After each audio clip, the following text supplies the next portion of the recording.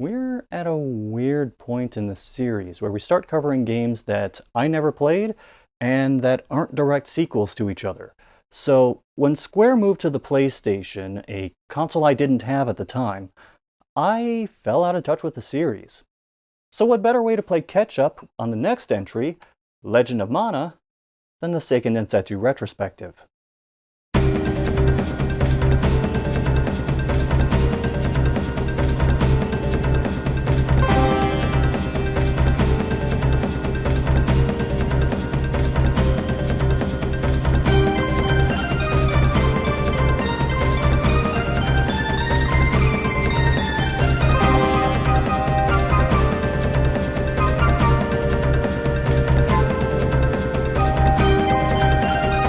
Square was doing alright in 1999. A couple years earlier, they released what became the second best-selling PS1 game ever. They had a number of hits around this time, like Parasite Eve, Bushido Blade, and Xenogears, and they were deep in the planning and development stages for a major film based on their biggest franchise. Don't get ahead of me on that one. Ramping up for the next Mana game, the staff for what would become Legend of Mana exploded. I made a deal out of how Trials of Mana had nearly double the number of people working on it compared with Secret of Mana, but this is an even bigger leap. While Trials of Mana was put together by a team of 62 people, Legend of Mana had 179 people working on it. The series started with a Game Boy game made by 12 people, and now it's got the equivalent of a small village working on it. I mean, takes a village to raise a PS1 game, I guess, but it came with some sizable turnover. Of the 179 people who worked on Legend of Mana, only 9 of them also worked on Trials of Mana. Koichi Ishii and some key designers returned, but notably absent from the series at this point was Hiro Isono, who did the beautiful nature artwork for the prior games. Composer Hiroki Kikuta also wasn't on Legend of Mana, because he stopped working with Square to found his own game company, Sacknoth, in 1997. Then there's former director Hiromichi Tanaka, who was producing for 3 other Square games at the time of Legend of Mana's development: Xenogears, Threads of Fate, and Chrono Cross.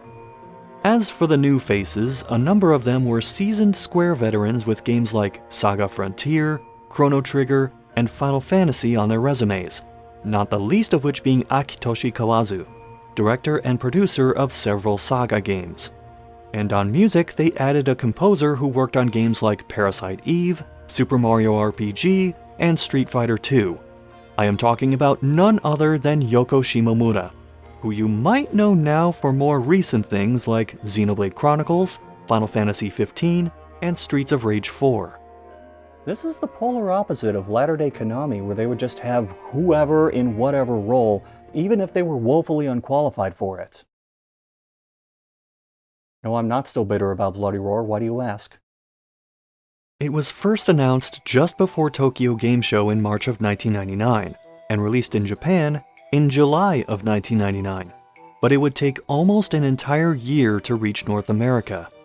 Part of this was because they didn't treat this like Secret of Mana and give a ridiculously short timetable to an overworked translation and localization team. But the major factor behind this time gap was the difference in scope of the game. You'll see what I mean when we get to how it's played. While the timetable was generally longer for this game's development, and Ishii had a more relaxed schedule and budget, ultimately he couldn't quite do everything he wanted. Kawazu had to pull back the reins on Ishii, as the game wound up being delayed by 2 months so he could wrap up development. In Japan, it came out within a month of some other notable PS1 games like Dino Crisis, Ape Escape, and Jikyo Powerful Pro Yakyu 99 Kaimakuban, better known outside Japan as part of the Power Pros series. But at least it didn't release close to any other prominent RPGs, right? Except for the PS1 version of Grandia, which came out 3 weeks earlier. I just realized that for the first time in this series, the name of this game is pretty much the same in English and Japanese. Japan knows it as Seiken Densetsu Legend of Mana. So finally, we're getting some consistency. It won't last. The June 2000 release window in North America wasn't quite as crowded, in part because by the time this came out, the PS2 had been available for a few months, hitting store shelves around the same time as titles like Kurt Warner's Arena Football Unleashed. However, it did have to contend with two somewhat prominent PS1 releases, both RPGs and both within a month of Legend of Mana. 1 week later, Legend of Dragoon came out, and a couple weeks later, Koudelka came out. Yes, Koudelka, which was developed by Saknoth. Oh, Hiroki.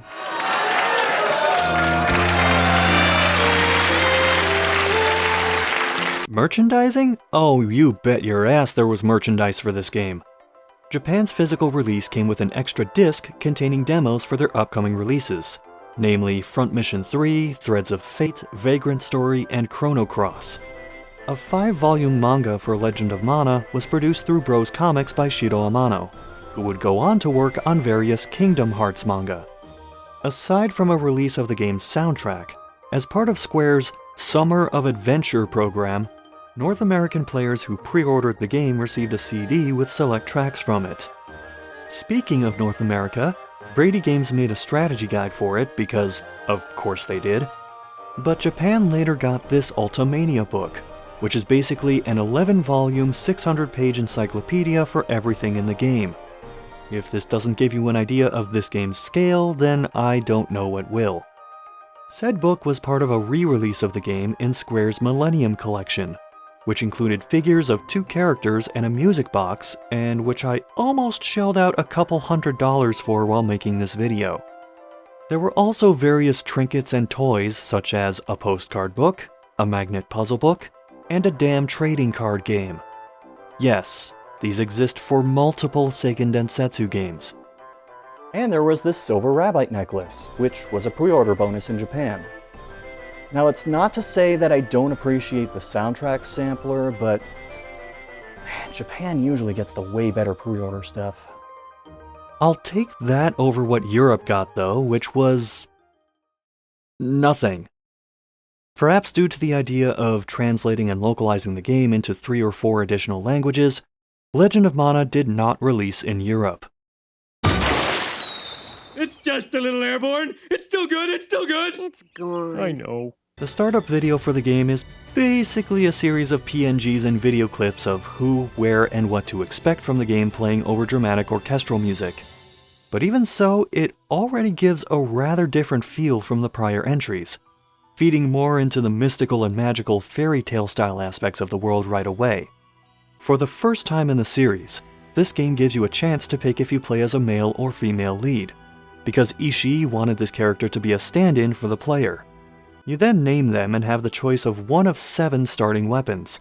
Granted, being male or female doesn't affect how the game plays out, and you can get the other weapons pretty quickly if you want them. But it's nice to have the options right out the gate at least. It also asks you to select a play area, and this is the first major deviation from how the other Seiken Densetsu games played. See, the idea to this game is that the Mana Goddess created Fadiel upon gazing at the sun. However, the world she made was empty, which is why the world map is completely blank, and you have to place these things called artifacts on it to create new towns, dungeons, landmarks, and other kinds of places to visit. This ties back to the story, as the Mana Tree burned down 900 years ago. It was really polite of the Mana Tree to get destroyed before the game even started. Really save those villains the trouble of having to work up to the end of the game and then destroy it like they usually do. But its power lived on in various items, including artifacts. A bunch of sages fought for control over them, but as time wore on, Mana's power faded, those people made themselves scarce, and peace was restored.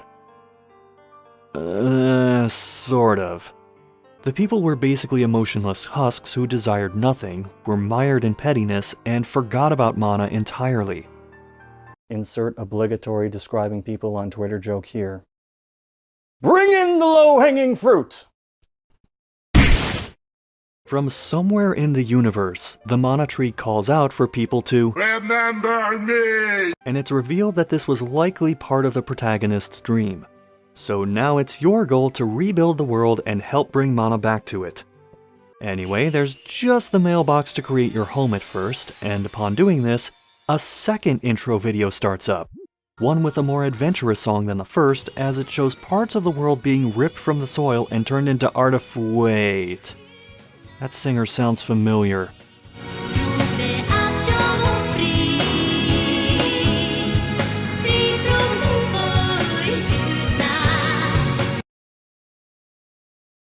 Is that the lady who sang the verses in Cotton Eye Joe? That voice is indeed Annika Lundberg, who was part of the music group Rednecks.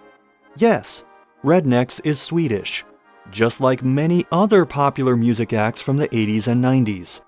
She's a singer who landed the Legend of Mana gig in part because it was thought her singing in Swedish would match the game's mystical feeling, as the world's design was inspired in large part by the environments of Northern Europe. Granted, the game didn't release in Sweden at the time, but I don't think they'd find this all that mystical. One of the big deals is just singing about wanting to be next to someone. Whatever, I'm gonna go get some brännvin and wreck my car. Hey! There! Now the game starts, and holy shit. After 3 games of worlds put together by pixels, the art in this game hits like a truck. In a good way. Every part of the world looks and feels like you're walking through a storybook, and it can make even the most mundane locations have an air of whimsy and wonder to them. This hand-drawn art style includes the characters themselves. Ishii said that he thought if they were polygon-based models instead, as was becoming popular at the time, it would be harder for the characters to be as expressive and for the player to empathize with them, since things like facial expressions would be significantly harder to pull off, and given my experience with some of the PlayStation Final Fantasies, yeah, I'm with Ishii on this one. He did add that he'd be willing to switch to polygons when they could match the mental image he had for the world and everyone and everything in it.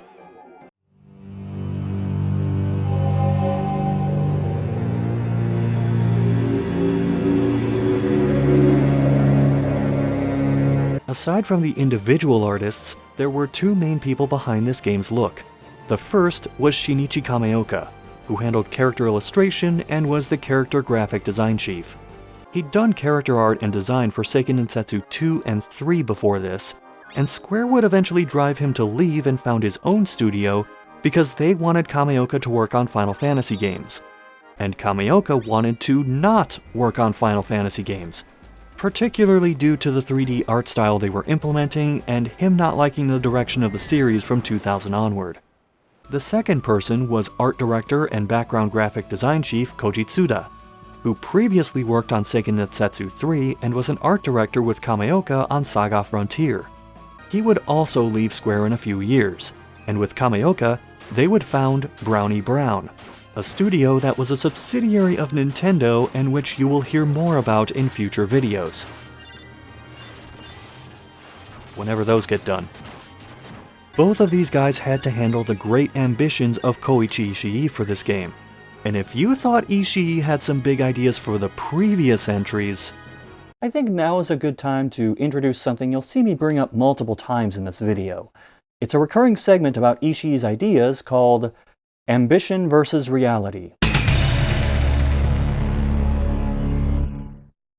Could we maybe get a less ominous sounding music cue? Okay, more ominous than that, but not as ominous as the first one. That's the one! Ishii went into development for Legend of Mana thinking that since they were working with a CD instead of those minuscule SNES cartridges, he had a lot more space and could do a lot more with it. That was true, but only to a certain extent. Hiroshi Takai, the game's battle chief, mentioned that they used nearly all of the space on the disc, but even so, Ishii had to make several cuts and compromises, with Kawazu often having to pull Ishii back and say, "Dude, this is too much. I want to ship this game before the sun burns out." And while we're at it, the player character was also affected by both space and time constraints. 2 are selectable in Legend of Mana, but Ishii's original idea was to have 8 selectable characters. The dev team talked him down to 4, but they knew they wouldn't be able to finish all of them, so ultimately just the 1 male and 1 female character were finished. There were also supposed to be 15 different weapons, but yeah, Ishii would spend his whole life developing a single game if he wasn't given any limitations. Anyway, directly outside the home is a sproutling. Get used to seeing these little leafy bastards, because as you might be able to guess by their name, look, and speaking about abstract or nature-based concepts, they do tie back to the mana tree. This one gives you your second artifact, and helps introduce another layer of complexity to the so-called landmake system. To this point, selecting a starting spot on the map probably seems like it was pretty useless. I mean, why wouldn't you just clump all of the locations together on the map, right? Well, there's a little more to world building than just dropping things on a map. In the lower left corner, you can see a row of the spirits you've probably grown accustomed to if you played the last 2 games. These represent different days in-game, with the current one shown in the top right, and the pie charts next to them indicate how much power of that spirit is active in the highlighted area on a scale from 0 to 3. The artifacts themselves also have power ratings, which stack with the rating of the land it's placed on. Artifacts adjacent to other artifacts in the cardinal directions will also affect the power ratings for each spirit. There's also the matter of the power of each land being affected by how close or far away it is from the player's home. Sorry, I need a moment where I'm not using the words artifact or power rating for a couple seconds. Okay, good. These overall power ratings have a major impact on how much of the game you can experience, as not only are the levels of monsters as well as the equipment and materials for sale in towns affected by these values, but the availability of certain pets, materials, and even quest lines too. The short version of everything I just said is that if you place things wrong on the map, you can't experience the whole game. And you won't realize you can't experience the whole game until it's already way too late. As such, I missed a lot on my first playthrough. Now, if this already sounds very complicated, particularly compared to the first 3 games in the series, what if I told you it was going to be even more complicated? The landmake system in this game is different from what was originally imagined. Takai mentioned how they wanted to make it so adding an artifact to land that already had an artifact on it would modify the area, adding a new building or feature to it, or outright combining 2 lands to form a new one. Also, there were supposed to be 12 towns, 3 cave areas, and 3 forests, but all of those numbers got cut back. Upon placing the next artifact and entering the town of Domina, immediately a guy with an onion on his head is yelling at stoic anime sword guy number 4107, whose name is El Azul. Yes, Spanish-speaking viewers, his name is the Blue Guy. He's accosting some girl at the pub over his missing friend, and depending on the choices you make here, he will either join you immediately or join you later. But the girl gives you an artifact, which can form some caverns where you can search for El Azul's missing friend. Unless you try going back home immediately like I did, in which case he runs off on his own. 2 things to note here.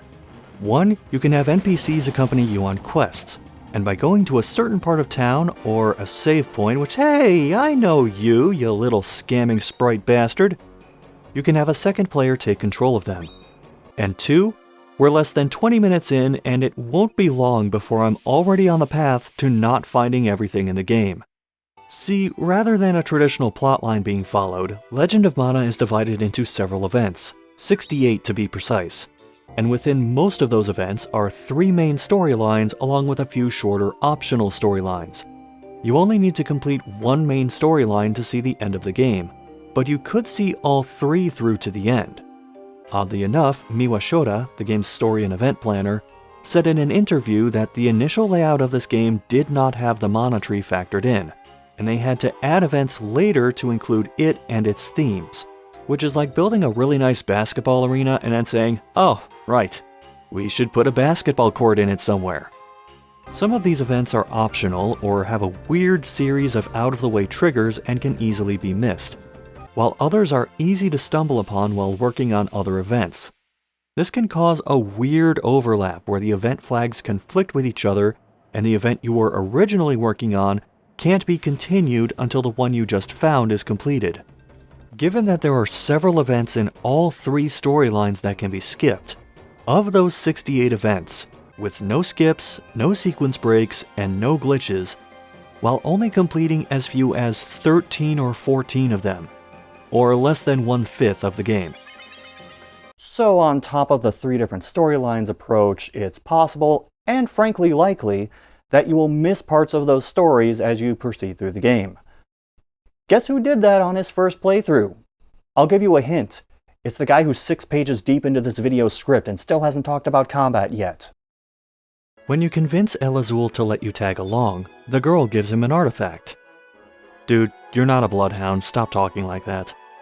And upon placing the new artifact, Mekiv Caverns appear. Entering them triggers what may be your first chapter, The Lost Princess.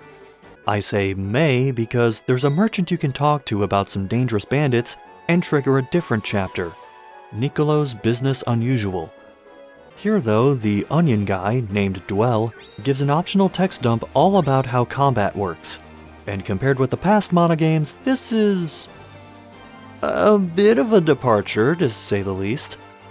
Combat happens as set encounters where the screen locks in place and enemies appear, so you can't run away.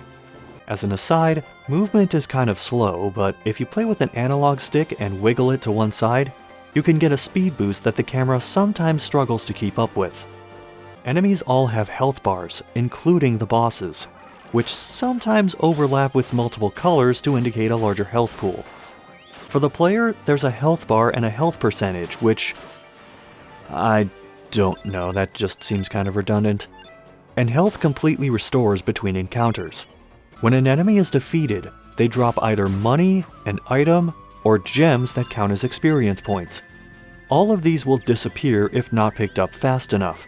So not only does this mean running from enemies to pick these things up in the middle of a fight, it also means it's possible to miss out on experience points, money, and items from a battle.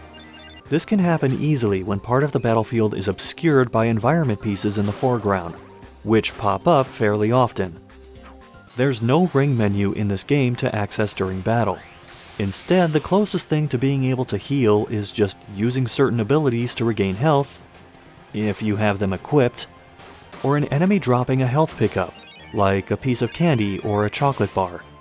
This was a conscious design choice by Takai and Company, because they thought it would be annoying to keep going back to a menu, pulling up an item or spell, and healing party members. I wonder if Takai realized how much that sounds like the beginning of an infomercial.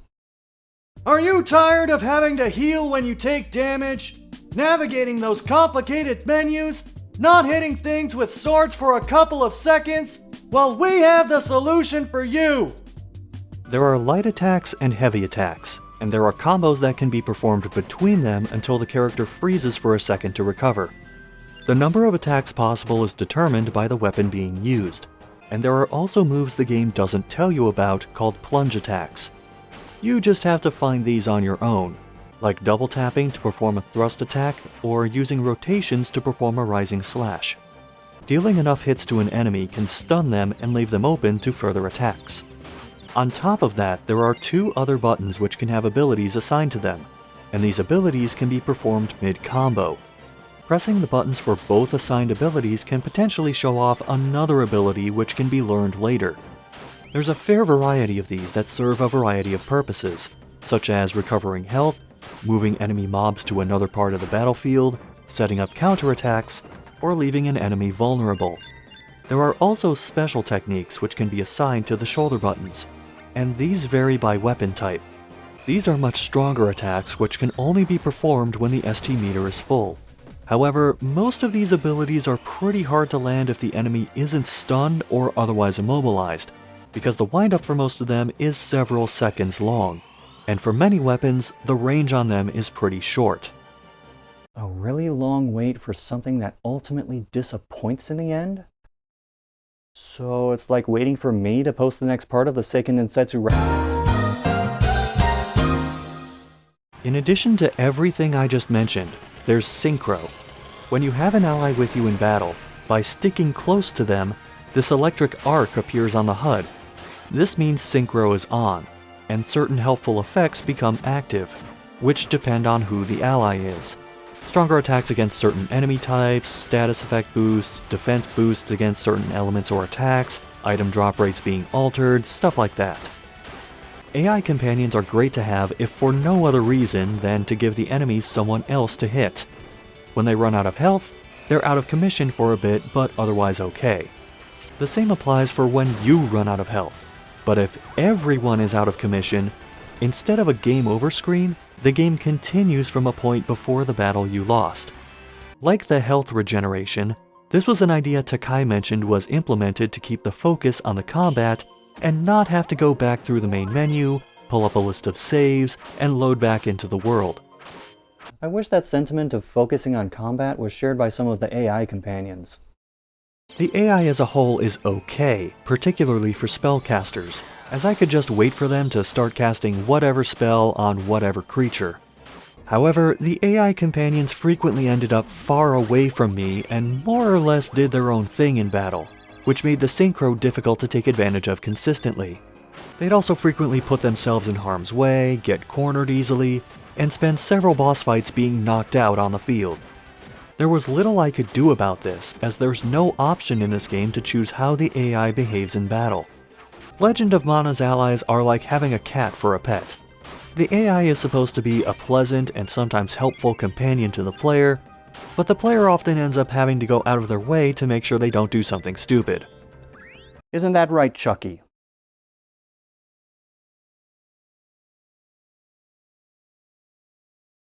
Hey, don't dodge the questions. When you do level up, your stats increase based on what weapon you're using when the level up happens. I don't know if this was a translation or localization issue or just a weird choice of wording, but the stats are a bit confusing to interpret at first. Things like power and defense are obvious, but there's a stat called HP, which affects both your hit point count and your poison resistance. Instead of accuracy, there's its half-brother, skill. There's no magic defense stat here because that's in the equipment menu, along with strike, slash, and thrust defense. Oh yeah, since I didn't mention it yet, this is what the menu looks like. It takes getting used to, but it's functional. Ability progression is also dependent on what abilities you equip and use, as more advanced abilities are combinations of the ones already available. For example, Tackle is learned by using Lunge and Push. Some of these get a bit ridiculous with how dependent they are on learning several abilities. Toss is learned by using Bash and Crouch, but Bash is learned by using Push and Whirl is learned by using Grapple and Spin, and Grapple is learned by using Defend and Push. Oh, hey, it sort of looks like a tree, imagine that. With all that being said, the best weapon in terms of advancing through the game isn't a sword, a spear, a staff, or anything traditional. It's Occam's razor. Let me explain. For those who don't know, the simplest definition of Occam's razor is that in a set of options for a task, the simplest one is preferred. See what I did there? I used Occam's razor to define Occam's razor. No, I'm not proud of myself. Anyway, I went through this game experimenting with combos and plunge attacks and special techniques, and even a couple ways to cancel attacks and keep combos going. But then I had a really stupid idea.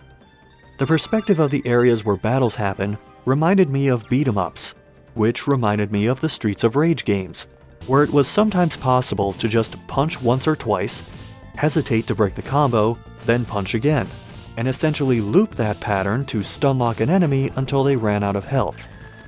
When I tried doing this in Legend of Mana, it was frighteningly effective. The only thing that held this strategy back from being completely unbeatable is that you can't hit multiple enemies with a single physical attack, and when enemies flash before using a spell or ability, they can't be hit. Even so, this doesn't do much to mitigate things, because not only could I still interrupt most spells with it, and not only could I do this to the vast majority of regular enemies in the game, but also the vast majority of bosses. effectively trivializing what should have been a far more involved portion of play.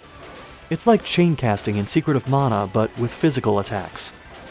Though this is arguably worse, because with magic you can run out of points for casting spells. You can't run out of points to stop swinging your hurt stick. This is unfortunate because the bosses in this game look really damn good, and they could otherwise be interesting fights. As weird as it is to say, even with the animations and expressions they have, they almost looked even better.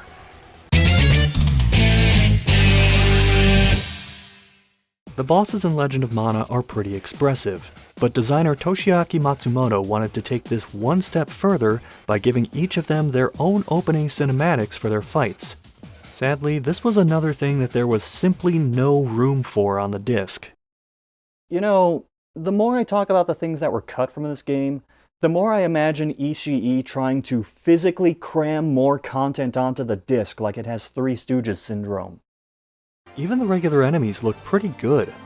I'm not just referring to the returning ones from previous entries, of which there are several. Ishii made a conscious choice to let other people on the dev team come up with their own monsters for the game, because he wanted them to experience the joy of seeing their creations coming to life. That included the game's story and event writer, Nobuyuki Inoue, who had so many random ideas for things to put in the game, including monsters, that he would resort to sketching them on whatever he could find, including random pieces of styrofoam. Speaking of story and events, I got really sidetracked, so let's try to fix that. For the sake of my own sanity, I'm not going to cover every single event. Some of them required progressing to a certain point in the game and then backtracking to a place I hadn't even thought about for several hours to deal with a random side character or enemy. For example, there's one called Seeing Double, which can't be accessed until right before the final event in the game. It doesn't impact any of the storylines, introduce any new characters, or really accomplish much of anything. I'll only mention the ones that introduce characters or mechanics, kill off characters, or otherwise impact a plotline. I'd be remiss if I didn't give a quick thanks to legendofmana.info, which was an incredibly helpful resource for figuring out what all the game had to offer and how to get to it. I'm also just going to focus on one storyline at a time, starting with the one I already alluded to earlier with El Azul. This is known as the Jumi line, and it's the first of 3 main arcs that can lead to the game's final event. So you take El Azul to the Mekiv Caverns to look for his friend, fight off a huge monster, and come across a lady named Pearl. A lady named Pearl and a guy named after Lapis Lazuli. Yeah, this is going to be a gem-based story, which, personally, I find outrageous. Truly, truly outrageous. I should probably delete this. I mean, who below the age of 40 knows what that's referencing? It's apparent how controlling El Azul is of Pearl from their conversation, and if you try to stick up for her, El Azul writes you off immediately. Look, buddy, I'm not the one named after a shiny rock, alright? Wait, what was my character's name again? Okay, he may have a point. Pearl gives you the Stone Eye and the Firefly Lamp, neither of which lead to the next story beat. Instead, you either have to use the Gorgon Eye to complete a quest from another storyline entirely and get the Flame Artifact, except that you might end up getting the Medallion Artifact, and if you do, then you have to go back to Domina and talk to Niccolo to do the Niccolo's Business Unusual event and get the Flame Artifact from him, which also initiates the Niccolo side storyline. Why yes, this was an absolute nightmare to keep track of. The Flame Artifact opens up Gato Grottos, and by extension, the Flame of Hope event. For the record, we are still on the Jumi storyline. There's a Sproutling with a stomachache who's running around trying to find help. While following him, you encounter Rubens, who was apparently told by an inspector that someone suspicious was in the area. Upon leaving, a mysterious note drops next to him, and get used to seeing that because it's a calling card for what happens later. Meanwhile, another nun discovers that a popo bug is what's making the Sproutling's stomach hurt, but the Sproutling won't let her take it out. The Sproutling eventually ends up back at the same nun from earlier, who holds up the Sproutling so Ruben can extract the bug from him. But Rubens refuses, even though the Popo Bug has medicinal properties that could cure his petrified girlfriend. Back at the temple, one of the nuns twisted her ankle when the Sproutling ran into her, and a new character, Inspector Boyd, runs in to blame it on someone named Sandra. I hope you don't mind seeing this guy because he's a recurring character through the entire Jumi storyline. Meanwhile, the nun fails to convince Rubens to extract the Popo Bug from the Sproutling, mentioning she somehow knows exactly where his girlfriend is. He says he wants to be left alone, and the nun proceeds to shout about punishing stones that lose their sparkle and attack him. She demands that he start crying, but Rubens says that he can't, and the nun responds by ripping the prominent ruby he has away from him and teleporting elsewhere. Rubens, who is a Jumi Knight, apologizes to his girlfriend Diana before dying and fading away, as Jumi can't survive without their jewels, known as cores. Inspector Boyd reveals that the nun was a jewel hunter named Sandra, who he thinks is still in town. Sure enough, on the outskirts of town there's a trail of leaves leading through some caves, and at the end of it is the nun with the Sproutling. She extracts the bug from him, reveals her true form, and escapes before you or Inspector Boyd can stop her. Boyd is frustrated, but still gives you the ancient tablet artifact as thanks, assuming you didn't already get it from stumbling upon the Huntin' Ducate event, an event with a couple of Laurel and Hardy type characters in Skippy and Hampson, and no storyline affiliations whatsoever. There are about 26 different artifacts in this game, and 10 of them can be found through multiple events, with some being possible to find through 3 different events. So if you're not doing these events in a particular order, you can end up not finding the artifact to go to the next event in whatever storyline you're following at the time, and just end up lost wandering around wondering where you go and what you do. I know I'm kind of belaboring the point on this, but it's worth noting and emphasizing just how confusing this can be if you're not playing with a guide. And since I was playing without a guide at first, I wound up stumbling back into Domina and accidentally completing a quest in which you beat up some young orphans and then keep them in your house so they can go on quests with you. You know, when I say that out loud, it sounds a lot worse than it is. These 2 kids, Lisa and Bud, are basically here so you can always have an NPC to tag along for fights. Sure, they have a couple of quests of their own where they try to hold on to things to remember their dad, who was a magic user, or visit beings called the Wisdoms so Bud can become a great wizard, but they're otherwise background characters. After dropping artifacts left and right, I ended up in the Ulcan Mines and completed another side quest called Mind Your Own Business, in which you track down our old pal, Watts the Blacksmith, who is completely oblivious to the boss looming over him and randomly has or doesn't have a Scottish accent. Do the accent or dinna you, Egypt? Your inconsistencies do me nothing. However, doing this quest got me the Moon's Mirror artifact, which leads to the next event in the Jumi storyline. Before that, though, I should mention that Watts can initiate another event after this where you find Watts' hammer that he lost in the mine and return it to him. Now, it's important to know that at your home there are actually a few places other than the house which you can visit. There's an overgrown field, an empty barn, and a building that seemingly has nothing in it. After finishing these events, however, if you try entering it again, Watts will appear and say he installed a smithy in it. I didn't know about this and missed it entirely on my first playthrough. Yes, the instruction book mentions it in a paragraph the size of my thumb, but it doesn't mention how this becomes a thing. This starts up an event where you learn how to make your own weapons and armor. Yes, even though there are weapon and armor vendors in Legend of Mana, it's possible to not just make your own weapons and armor, but temper them using various materials to gain extra stat buffs or effects, or even learn some new attacks. By the time I got to this point, I noticed that every item I picked up, either as a reward from a battle or out of a treasure chest, was either a piece of equipment or some kind of material. Which makes me wonder who thought random crap like a jar of acid, a slab of meat, a piece of wood, or a patch of rust was worth keeping in a treasure chest. Also, remember the way that you drop artifacts on the map affects things like what vendors sell you, including the ones that sell materials for blacksmithing. So if you drop a couple pieces in the wrong places, you can't get the materials to forge the best stuff in the game. Tempering is the reason why if you go to check the status of an individual piece of equipment, It brings up a whole other screen of defensive stats and resistances, as well as essence levels and potential unlocked mystic powers.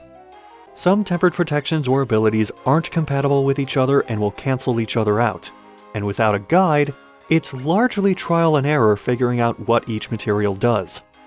Other factors at play include certain materials being more resistant to tempering than others, using certain materials to effectively lock in or remove certain abilities and make room for others, raising essence levels to effectively assign its spirit element to a piece of equipment.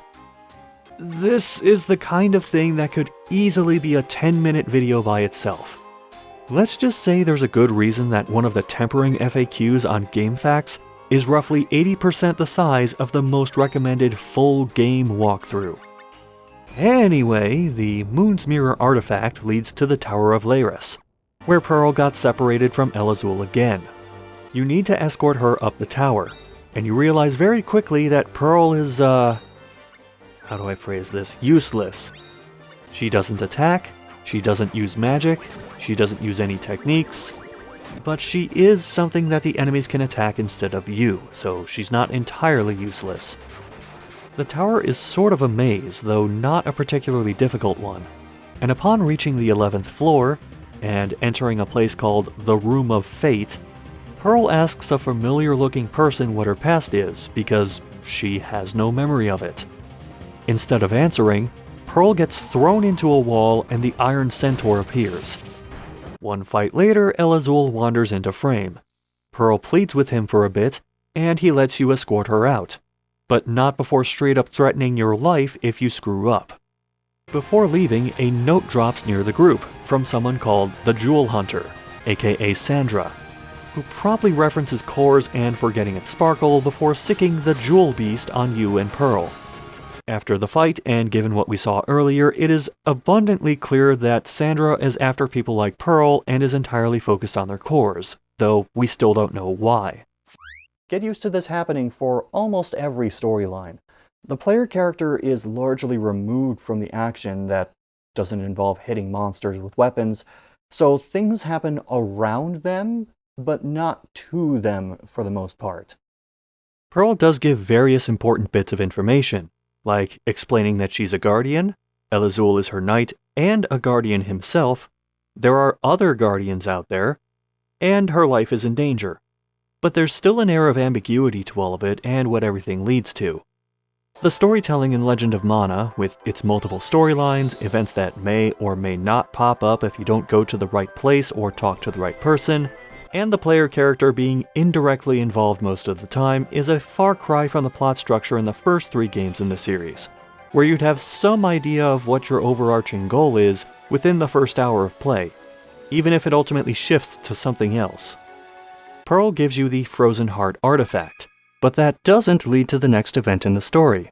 Instead, you have to use the Rusty Anchor artifact, which you get from completing one of 2 optional events you'll probably find by accident while trying to figure out where to go or what to do next. Although one of those is an event in the area spawned by the Frozen Hearts, so this isn't that annoying to figure out. The Rusty Anchor spawns Polpota Harbor, where the locals are getting spooked by a ghost at the seaside hotel. At the same time, an Imperial soldier is investigating the site where a ship wrecked a few days earlier that belonged to Emperor Guy from the land of Place. The ship and this soldier are actually part of a completely different storyline, but this instance is part of the next Jumi event, Drowned Dreams. Inspector Boyd is here, yes, he's back, but he doesn't care about the whole ghost thing. He got word that Sandra left a note saying she would take the blue eye, which he takes to literally mean she's after someone with blue eyes. Some of you might be thinking this is a hint about Elazul, and that would make sense. Now who here thinks this is a hint that she's going to come after Elazul? Show of hands? Right here. Yeah, right on. Well, you're wrong! Meanwhile, the soldier, named Toma, gets a tip about an annoying fish guy called Basketfish, who might know what happened to the ship. He and Boyd confront Basketfish, who's busy ogling a 14-year-old dancer in the restaurant. I'm just gonna gloss over that.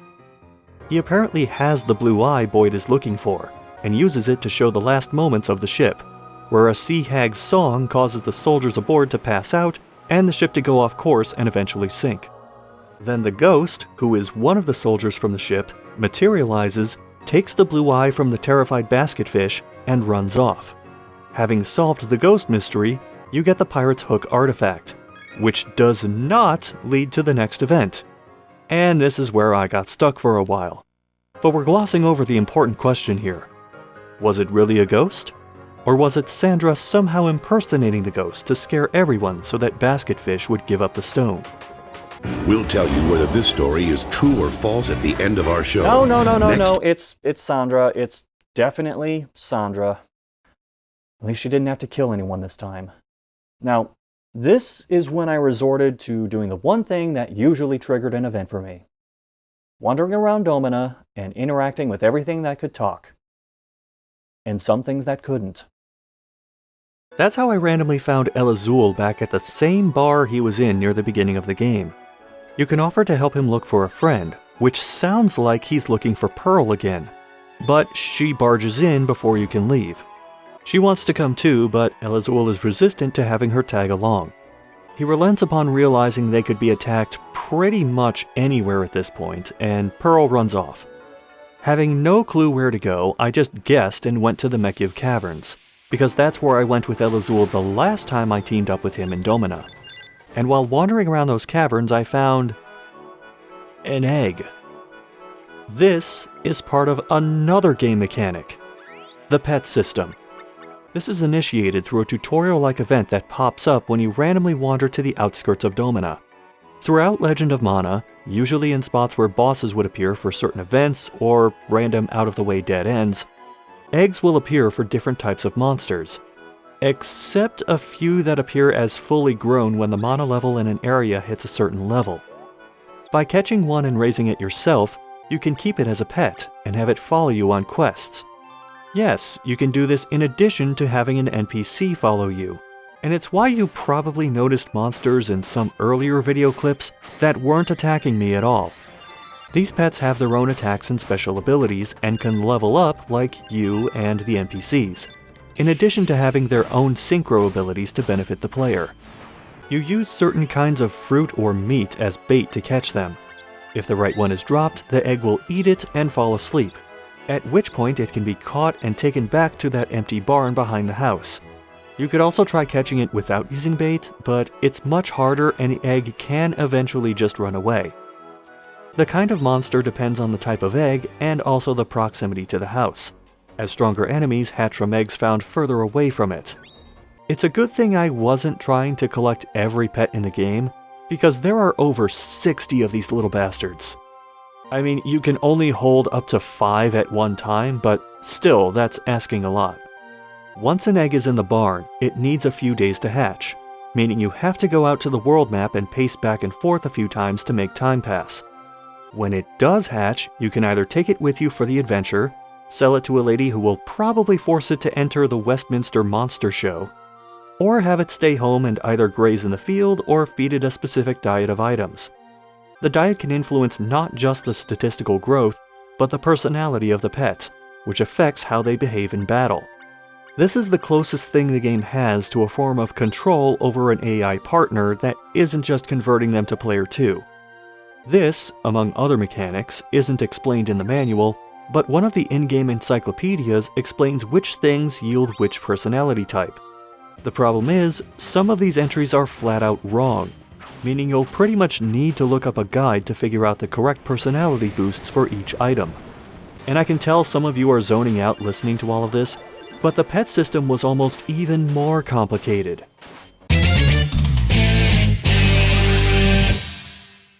Designer Daisuke Fukugawa talked about wanting to have an evolution system for the pets, letting them get stronger and take on new forms depending on how the player raised them.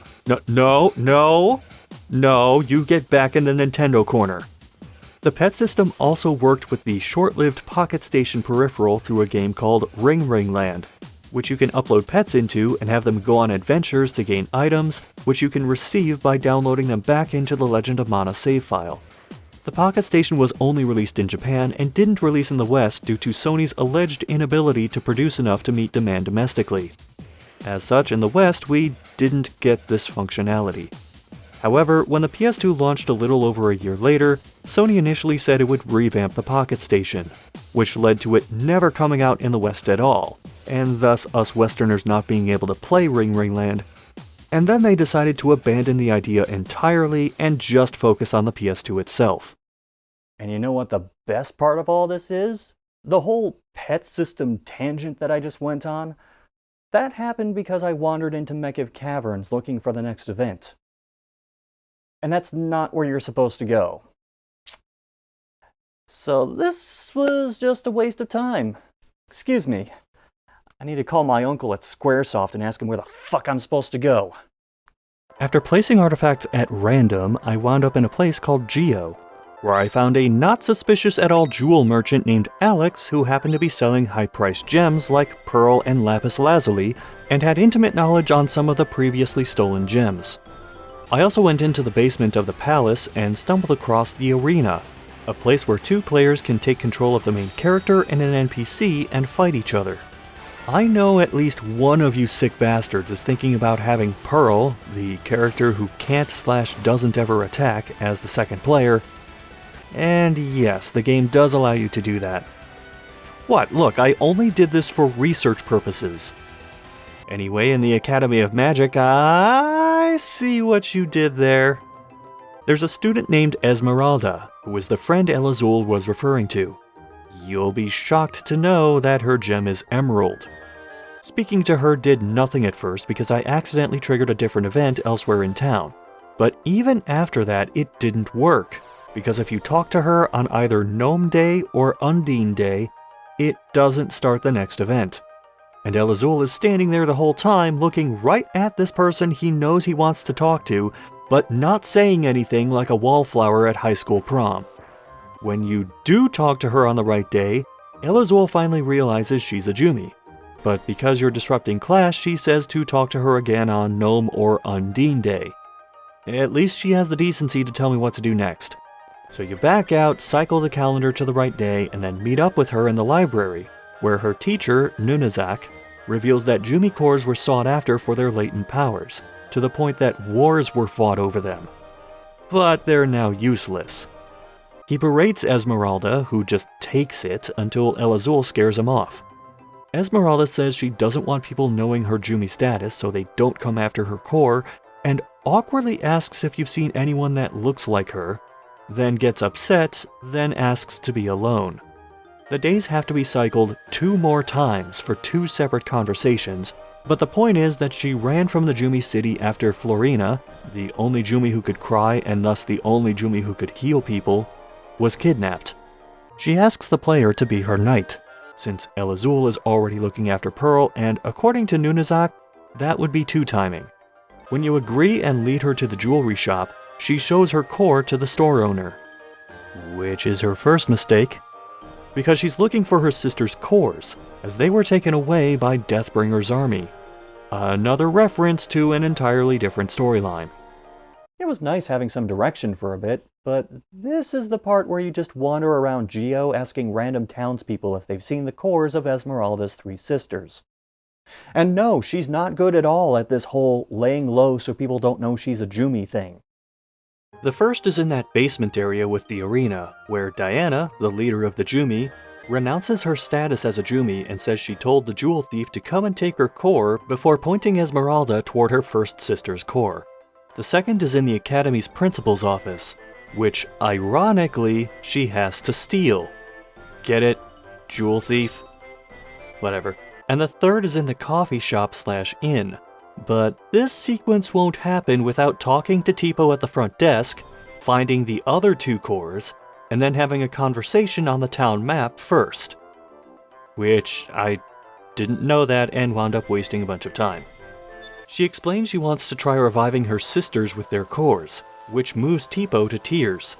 And Sandra notices that the cores, referred to collectively as the Lucky Clover, are together again before dropping her calling card for Esmeralda. She runs off to the academy to hide, but gets kidnapped along the way.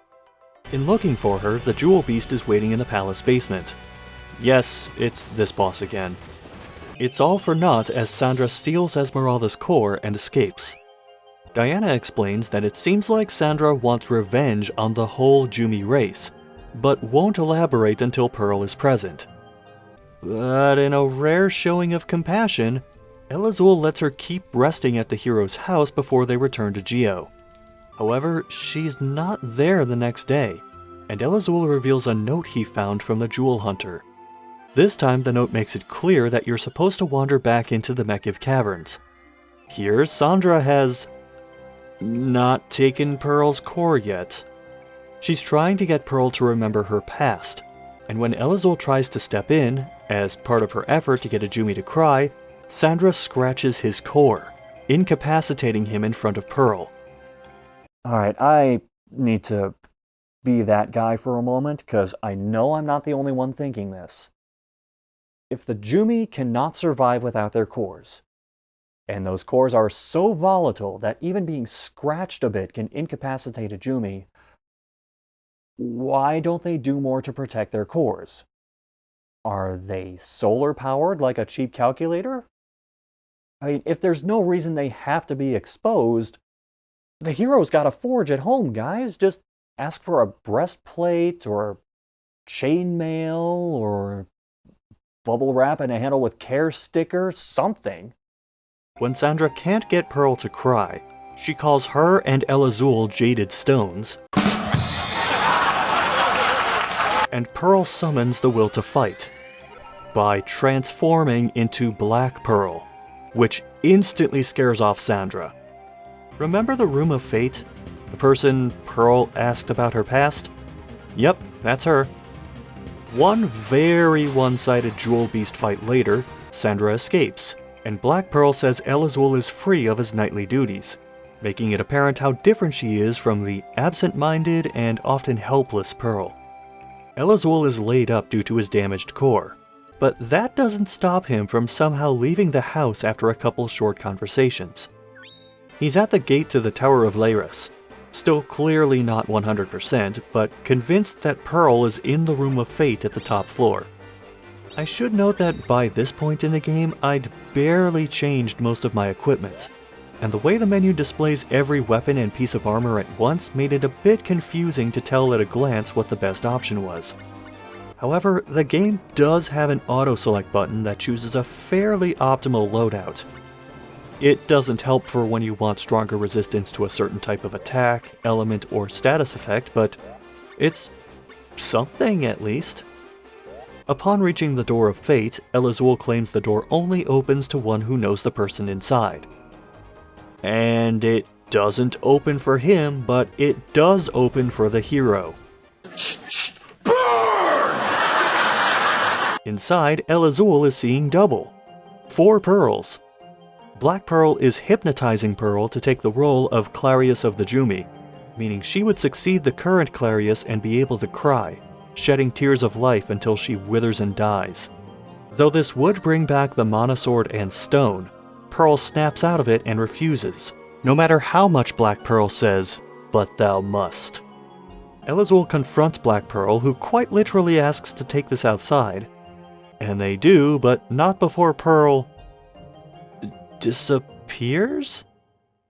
After the fight, Black Pearl claims Pearl will come back to her anyway, remarking that whoever cries for a Jumi will turn to stone, which I'm sure is just flavor text and will not come up again later. Oh, and Pearl's fine, I guess. Back at the same old pub in Domina, Elazul wants to talk to Diana in Geo, and he does the unthinkable. He asks the hero to watch Pearl for him. I mean, the last time we were supposed to watch over a Jumi, she got her core ripped out, so... However, Diana has completely crystallized. Pearl says Ajumi gathers keys of the heart to awaken a stone guardian, who then becomes their knight. And yes, stone equals gem/jewel. Aside from the awkward introduction of more Jumi lore, this translates to, it's time for a fetch quest, collecting the keys of hate, pride, and pain to reform Diana's heart. I get the feeling Diana has a lot of emotional baggage. However, Diana has moved to the basement arena now because... And Elazul shows up to say she did this to avoid having her core stolen and dying. You know, maybe we shouldn't use the keys to revive. After using the keys to revive Diana, she says the Jewel Hunter wants revenge on the Jumi because after the period of Jumi hunting ending, in an act of self-preservation, they hid themselves away and gave up the ability to cry tears of healing outside of one Jumi named Florina, who they suggest could bring back the other Jumi. From aloft, the Jewel Hunter asks why Florina should be exploited like that and drops in. Pearl tries to talk her down, but Sandra steals Diana's core, and Diana says Black Pearl is their only shot at stopping her before she fades away. Diana leaves behind a stone of a different color, which may or may not mean anything, and Elizabeth apologizes for dragging the hero into this. Upon wandering through Geo and walking into the jewelry shop again, Alex is out, but a voice from somewhere calls for help. Instantly, the hero gets transported to wherever Florina is, who says Alex has been hiding her from the Jewel Hunter, which, I'm sure most of you have put two and two together by now, but we'll just ignore what she's saying for now. But remarks that she's had some terrible nightmares lately. A witch shows up to explain the pseudoscience of how Florina's bad dreams pulled the hero into this other world to deal with them, before sending the hero off to dig through said dreams. This leads to finding Elizul and Black Pearl, with the former saying that he has no one to protect and needs Florina's tears, meaning yes, his guardian died, and Black Pearl rakes him over the coals for it. She reveals that her, quote, destiny is fluorite, unquote, implying Florina is her guardian, but Elizul claims Alexandra is Florina's knight. Alexandra. Sandra. I'll be honest, several parts of the story come across as unclear or awkward, and I'm just trying to make sense of it as best I can with the in-game dialogue and some wikis, such as how Elizul was Pearl's guardian, but she's part of Black Pearl, but Pearl apparently died before, so did Black Pearl and her core exist before then, or was she only the result of Pearl dying, but Black Pearl mentions her core dying before, so how did she become Florina's knight before Alexandra? Stop it! Elizul gets it in his head that cutting away Black Pearl's core will bring back Pearl, but he doesn't follow through on his threat. Then Alexandra, yeah, she's exactly who you thought she was. Black Pearl threatens to drag her to the underworld because she won't stop exploiting the lives of other Jumi to keep her strength. We haven't seen the underworld yet, but if you do actually go there after some of this happens, you will find some of the Jumi there. But Black Pearl gets heat stroke or something? She just collapses in the desert, which Alexandra implies is because of her core. But then why would she not be affected when... Stop it! Anyway, Elizul finds her as Pearl, and while he is confused about what just happened, something I can relate to, they run off together and the hero gets booted out of Florina's dream because... she's... asleep? In the original version of this video's script, there were about half a dozen times or so that I just wrote, "Look at the camera and shrug," because that's the effect this story had on me. Elizul and Pearl go missing, and Inspector Boyd wants the hero to check out an abandoned building which used to sell Jumi cores. But wait, isn't that the... Yeah, it's the gem shop. But the front door is rusted shut. The hero gets the door open, but Boyd is repelled by an invisible force. Inside, the shop looks how it did when it wasn't abandoned. Apparently, the Jumi and the hero are the only ones who can't see that the shop isn't abandoned, and no one knows who the hell Alex is. They sense another Jumi's presence and open a large box, which transports them to Florina's hiding place. Florina forces Pearl to turn into Black Pearl to ask her some questions, such as whether she gave Elizul the Mana Sword or not, which she didn't. It's a sword from a nomad tribe that is, quote, filled with the past, unquote. Yes, the storyline is nearing its end, and the Mana Sword has been mentioned a total of 2 times to this point. There's finally some clarity on the whole Pearl and Black Pearl situation. She recalls being Pearl and meeting someone, we all know it's Alexandra at this point, who says she's taking Florina away. Otherwise, with the war still going on, she'll shed so many tears trying to heal everyone that it will slowly kill her, even though that's the responsibility Guardians bear for a century when becoming the Clarius. She trapped Florina inside Pandora's box, and yes, they do in fact call her a ray of hope, noting that Alexandra doesn't even care what Florina thinks about the whole situation. Alexandra has a problem with the Clarius position and the Jumi people as a whole, as she says they ultimately live at the expense of others. She claims Black Pearl is a stone puppet whose core does not sparkle and then attacks her, leaving her so injured that her damaged core essentially inverts on itself to become Pearl, who has no memory of anything that just happened. That's when Elazul finds her for the first time and becomes her knight. So, was Elazul looking for a guardian this entire time? Is there not a formal system for that? Or did he just swipe right over and over until he saw Pearl? Florina wants Black Pearl to stop Alexandra, but Black Pearl declares her the enemy and wants to do a little more than stop her, which Florina objects to because she wants to try and get back on good terms with Alexandra, and because Black Pearl used to be Florina's knight. She also asks Elazul to stay out of it, but good luck with that! Before fading away to somewhere. This leads to a final conflict where the lives of the Jumi race hang in the balance, which... Weren't there like 10 of them at the start of the game? Weren't they already on the top tier of the threatened species list? Pearl remembers that it's Elazul who gave her her name, which... Yeah, seeing a lady with Pearl-themed clothing and naming her Pearl? Brilliant. You can take either Pearl or Elazul along to the Bejeweled City, accessible thanks to the Jumi's staff artifact, and confront Alexandra. And mostly just to spite his overprotective ass, I picked Pearl. Upon arriving at the Bejeweled City, there's an almost immediate puzzle to solve, where you need to find various jewels and place them on pillars to unlock doors leading deeper into the city. Huh. A puzzle involving placing jewels in a certain order in a place called Bejeweled City. Imagine that. There are also numerous encounters with the Jewel Beast, which are total cakewalks. Elazul being in the party helps more for the regular enemies, but for the Jewel Beast, Black Pearl appears and helps bitch slap it into submission every time it shows up. Also, you have to keep backtracking to collect some of the same gems multiple times to open all of the doors, which you probably won't know about until after running out of gems and still seeing empty pillars to place them on. There are flashbacks sprinkled throughout the city, showing the moment the other Jumi realized Alexandra ran off with Florina, who was exhausted from trying to heal as many Jumi as she could, revealing that Black Pearl was expelled from the city and looking for the Mana Stone on Florina's orders, Esmeralda being told absolutely nothing about what was going on before she went to Geo to learn magic, and... You know, the way they show dialogue here makes it hard to tell in scenes like these who's talking most of the time. This leads to the room holding Florina, where Alex is with Florina and the big reveal that isn't really a big reveal happens. Alexandra reveals the man she's working for, a guy called the Lord of the Jewels. He appeared once earlier in the story, but it wasn't apparent how big of a role he played in all of this.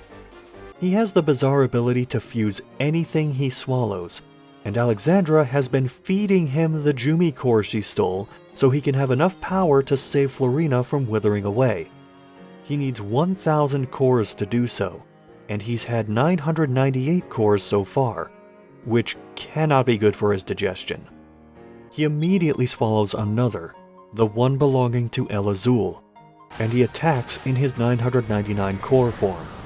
When that ends badly for him, Alexandra sacrifices her own core to him so that he may not only be victorious, but save Florina's life.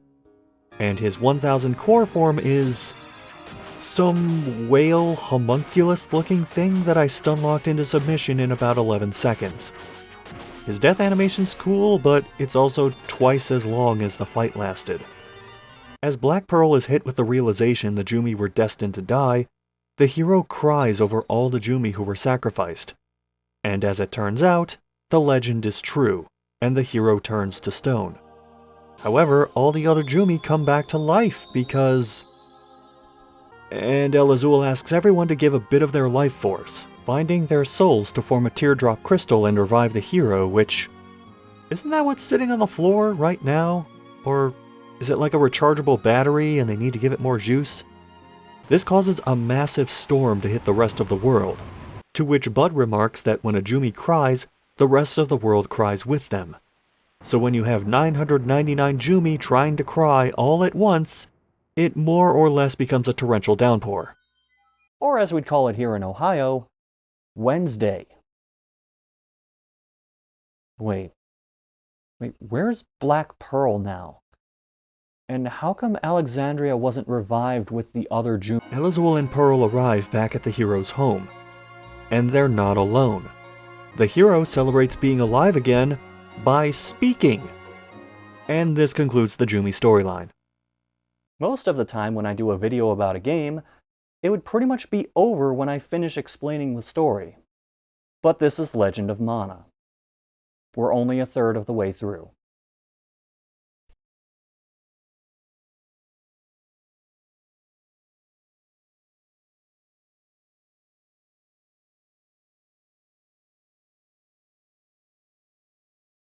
Hi, I'd like to order 2 large pizzas with sausage, bacon, and black olives, and a 6-pack of soda, please, for delivery. I do have a coupon code. It's Legend of Mana. The second storyline also starts in Domina, but unlike the first storyline, there's no clear sign of where it begins. Instead of following Elizabeth into the pub, this requires going to the inn next to the pub, where Miss Yuka and her egg Pee-wee are hanging out.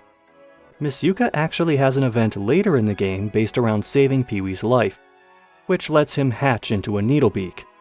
But if you talk to Pee-wee too many times before getting to that point,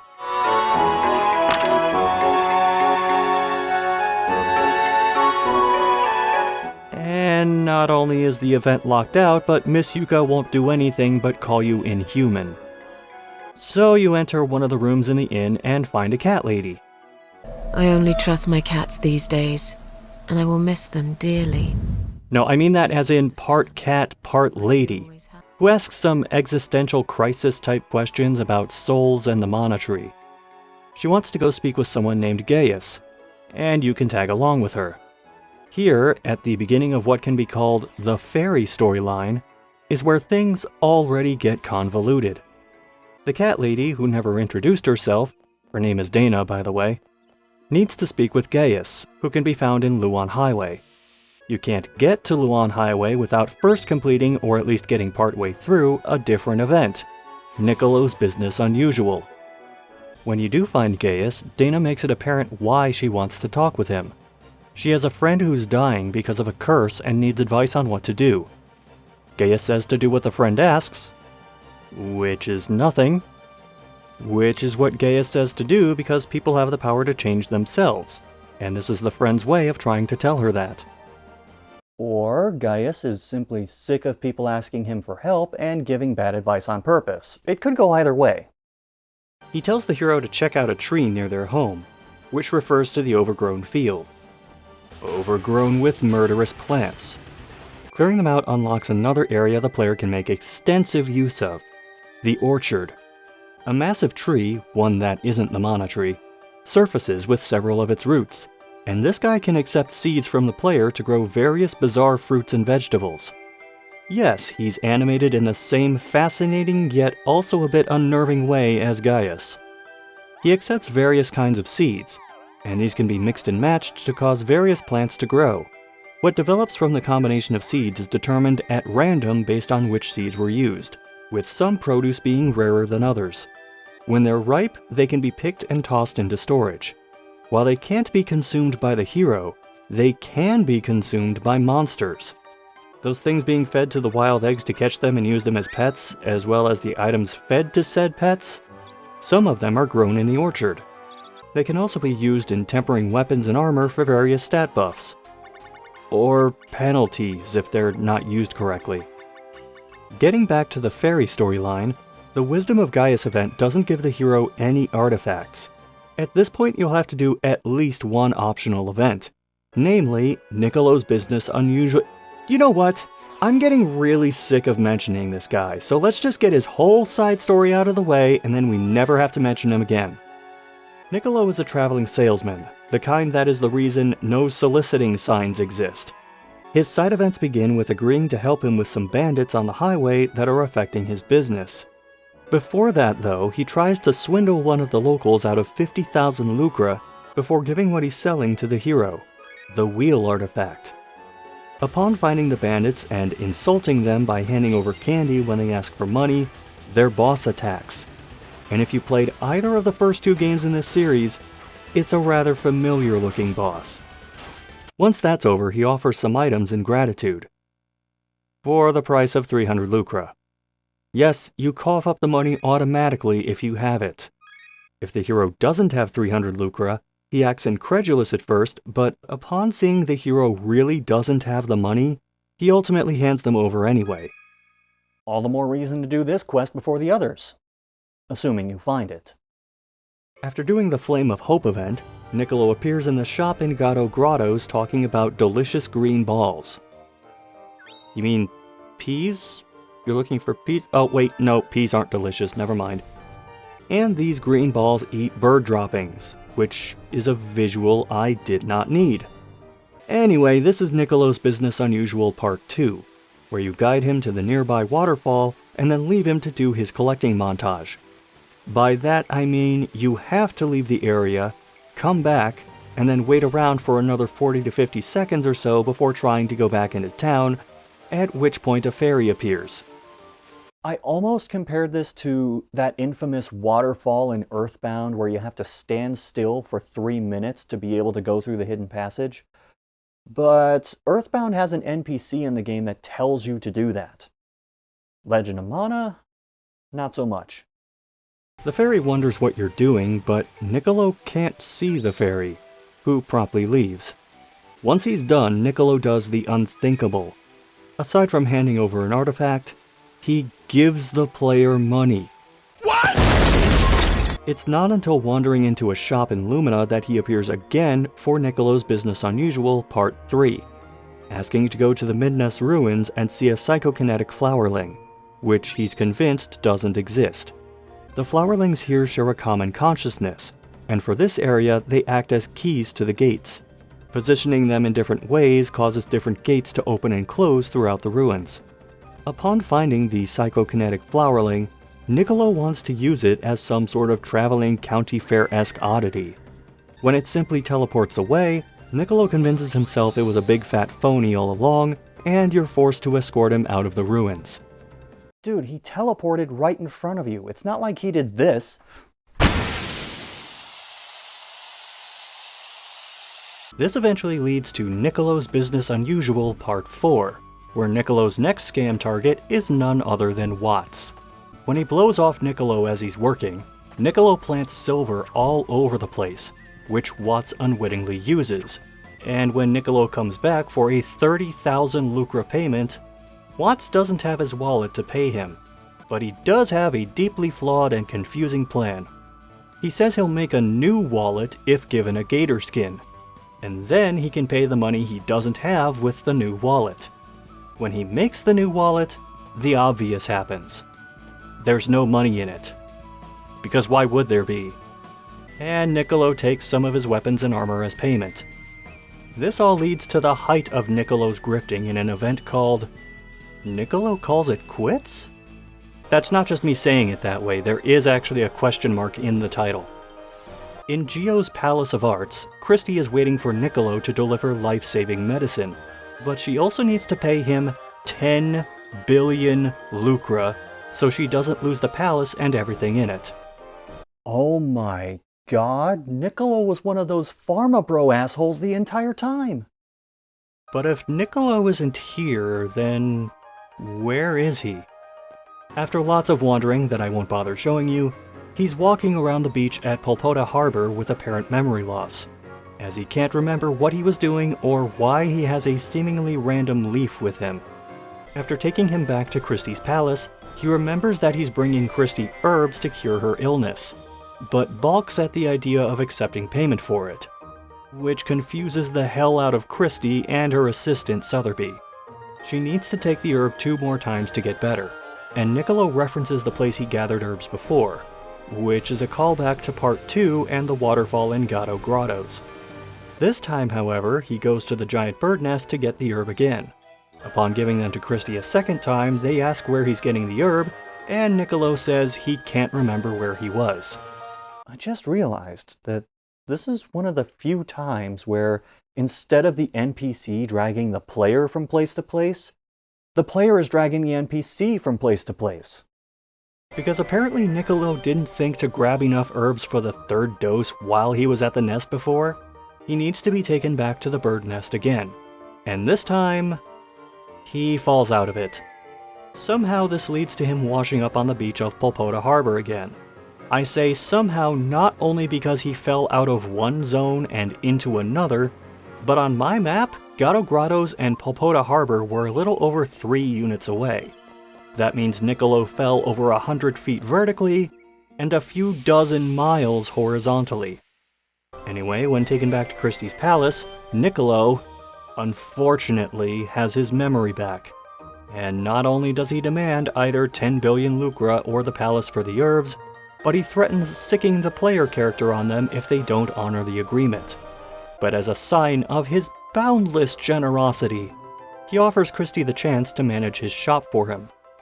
He's a traveling merchant, though, so technically wouldn't his store be his... Never mind, fuck this guy, we're moving on. I said I wasn't going to talk about events that weren't story critical, but I will bring up one. The Blessed Elixir. Why? Because to finish this event, you beat the holy hell out of Niccolo.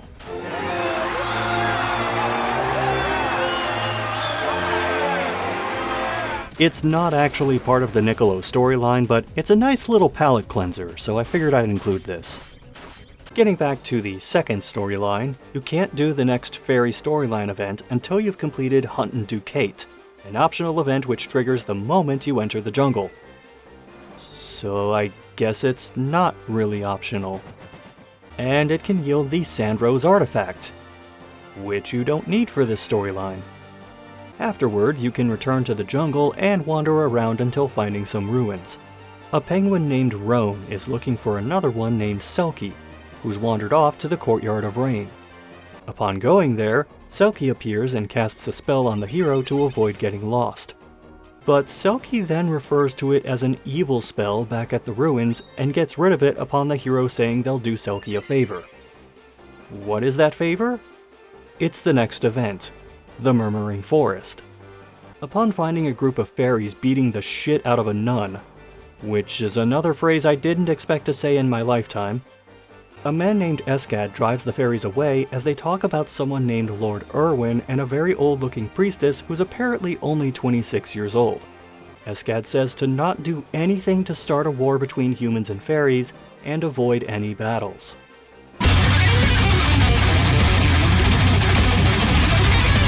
This is followed by 2 torches. Back in the temple in Gato Grottos, Eskad is with Matilda, who is the friend Dana referred to earlier.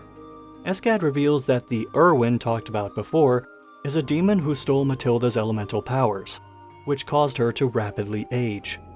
Eskad claims it's the will of the Wisdoms, one of which was the talking mountain thing from earlier, that Irwin be killed.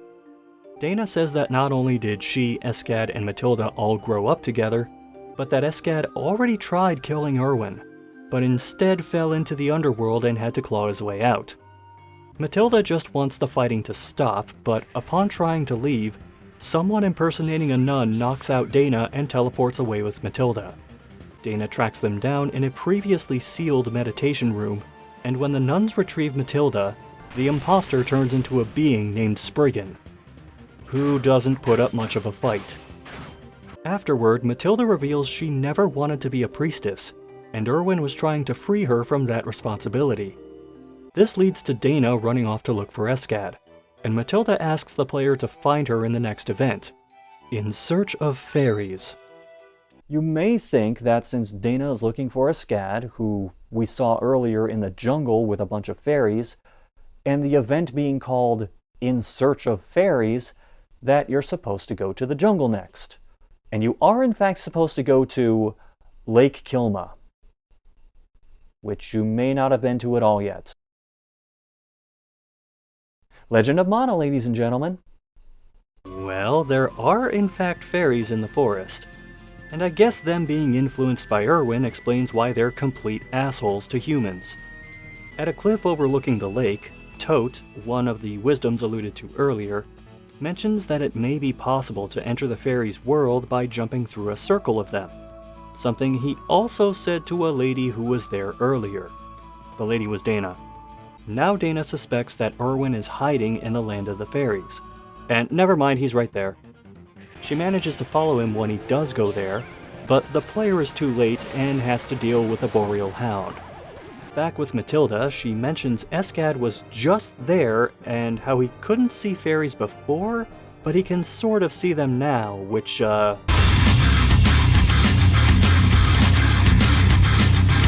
don't know if that's a good thing or not. When the player leaves, Matilda is visited by Selva, another one of the wisdoms, who casually name drops every key player in the 3 storylines and all 6 of the wisdoms before saying Matilda will become the 7th wisdom, because she will end the current era of this world. And given how Matilda didn't want to become a priestess at all, I can only imagine how thrilled she is to become a wisdom. From there, it's off to the Ulcan Mines for Pokil the Dream Teller. Pokil is another wisdom who sends the player to a dreamscape with a young Escad. You can tell he's younger because he hasn't grown into his headband yet. He's going off to kill Erwin for luring Matilda away from the temple. But as Erwin takes Matilda deeper into the mine, the entrance collapses and she wants out. As she expounds upon all the ways the world isn't being fair, Erwin tells her to summon her spirit to help them escape, but he steals its power right as Escad finds them. Hard cut to the current Escad, who, if you don't side with him, declares you an enemy and attacks. And here's where this storyline differs a bit from the other 2. At a few points you have to choose between siding with Escad or Dana. This ultimately affects what happens to them, which one you have to fight, and who you end up with at the end. I should also mention that there was a conscious effort to not reuse character portraits for multiple characters, particularly in towns, so if it seems like some places have a fair amount of people in them, it's partially an illusion created by the unique characters and portraits. That said, they did end up reusing portraits and palette swapping characters like the penguins and the students. And it's just now hitting me how truly massive this game is content-wise. To give an idea of the scope of the world of Fadil, there are 9 in-game encyclopedias you can fill in entries for, covering everything from plants you can grow to the history of the world. The Techniques Encyclopedia alone has 217 entries, and a few others have close to 100 entries. There's a reason this thing's over 600 pages long. So yeah, when you factor in dialogue and menus as well, the amount of text in this game is ridiculous. That's not even counting the cactus diaries, which get filled in by talking to it after every finished chapter and leaving the room. And yes, it's possible to miss diary entries for certain events if you don't do this. In initial versions of Legend of Mana, the cactus wasn't supposed to really do anything, but after Ishii decided to add a diary system to the game, he made the cactus central to it and had Inoue write all 68 entries, which he apparently did in about 2 hours. These were implemented so fast that no one else on the design team knew where the hell they came from. Imagine that you're working on this game, go take a lunch break, come back, and... Tadaima! おかえりなさい。何かあったの？ええ、いきなり子供が1人います。あなたは。何？ Okay, maybe it wasn't that shocking, but it was a surprise to the dev team. Anyway, the next event, Star-Crossed Lovers, sees Dana, who's back from the land of the fairies, I guess, trying to take Matilda to the Mendes ruins and into the fairy realm to prolong her life. That is until Escad barges in and declares that the demon is influencing Dana. I've seen exorcists who don't use the word demon as much as this guy has. Escad then wounds Dana, who is back from the fairy world, I guess, to try and take Matilda somewhere, because that will convince her you're right, you goddamn psychopath. but Matilda casts a spell that teleports everyone away. Except Escad. Matilda ends up at the ruins with Erwin, who ignores her. Not taking the hint, Matilda follows him to find out that one of the reasons Erwin wants to take her to the land of the fairies is so she can change her appearance. Note that he says, one of the reasons, and not the reason. And during a back and forth about choice and freedom and humanity, the player gets stonewalled by fairies and teleported to a basement somewhere in the ruins. After some running around, you find, "Fuck off, Niccolo, I'm done with you!" You find Escad and Dana at each other's throats, and... I mean, Escad is right about Erwin, but he's also been a massive douche, so I sided with Dana. Afterward, Matilda, who turned down going to the land of the fairies, confirms what Dana, and I think everyone else, has suspected all along. She's in love with Erwin, and she won't stop him from destroying the world because freedom, freedom, freedom, believe in yourself, freedom, freedom. I'll admit, for a moment Matilda and Dana ended up talking themselves in circles about freedom and happiness to the point that I just tuned out a lot of it. Wait. Tune? How have I gotten this far in the video and not mentioned the music yet? Okay, I know why. It's because there's just way too much to talk about with this game. 申し訳ございません、Shimomura-san. Yoko Shimomura went to work on Legend of Mana shortly after composing for another Square game, Parasite Eve.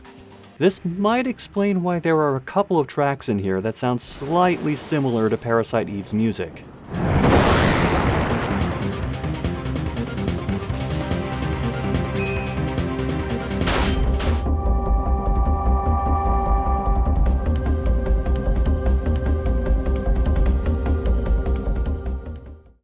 But there's another similarity/inspiration behind Shimomura's music, and it's one she didn't expect going into this job. The bulk of her songs have that feeling of whimsy or wonder that might be expected from a fantasy game. And while some were rejected by Ishii, there were a few tracks she was adamant about being in the game. Fortunately, Ishii agreed with her in those cases. It helped that she was able to see the game's concept art and story notes to help inspire the tracks. This is why, for example, the music for the Bejeweled City has a hint of sadness and emptiness to it. She knew what was going on with the Jumi at that point. However, when it came to the boss music, Shimomura was given a very different direction by Ishii. He told her that he wanted something more energetic for the boss tracks, and he gave a rather specific kind of music to use as inspiration: pro wrestler entrance themes.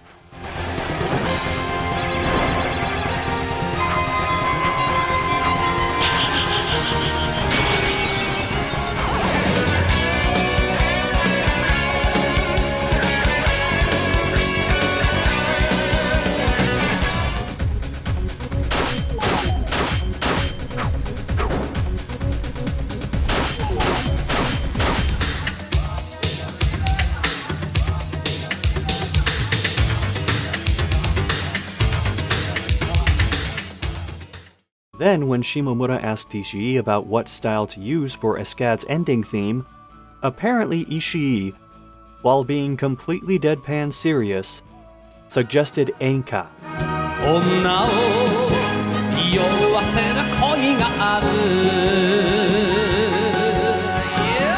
That didn't make it into the game, but part of me wishes it did.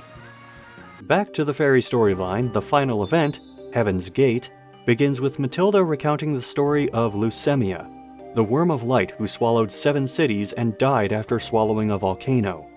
Which was a really weird episode of Hot Ones. Erwin wants to revive Leucemia and wreak havoc on the world, to which Matilda says if it makes him happy, then so be it. While Dana says, in so many words, "What the fuck is wrong with you?"